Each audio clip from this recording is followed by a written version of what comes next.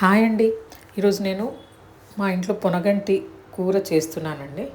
పొనగంటి కూర హెల్త్కి చాలా మంచిది, మెయిన్గా ఐస్కి చాలా మంచిదండి.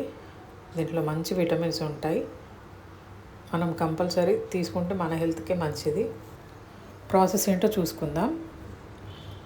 ఒక 2 ఆనియన్స్, ఒక 4-5 పచ్చిమిర్చి, 4-5 వెల్లుల్లి రెబ్బలు తీసుకోవాలి. ఒక ప్యాన్లో ఆయిల్ వేసుకొని ఆనియన్ పచ్చిమిర్చి వేసుకొని ఎక్కువ మగ్గన అవసరం లేదు. 2 నిమిషాలు పెట్టిన తర్వాత మనం దంచి పెట్టుకున్న వెల్లుల్లిని కూడా దాంట్లో వేసేసి మళ్ళీ 2 నిమిషాలు పెట్టుకోవాలి. ఆ తర్వాత తగినంత పసుపు, మన రుచికి సరిపడా సాల్ట్ వేసి కలిపేసుకోవాలి.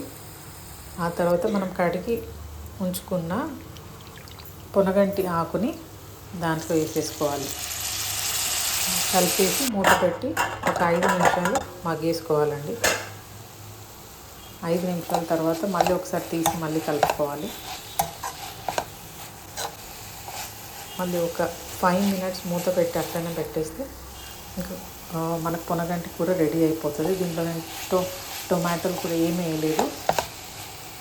టేస్ట్ అయితే చాలా చాలా బాగుంటుంది. రోటీస్కి కానీ రైస్కి కానీ చాలా బాగుంటుంది, హెల్త్కి మంచిది. నా వీడియో నచ్చితే లైక్ చేయండి, షేర్ చేయండి, సబ్స్క్రైబ్ చేయండి.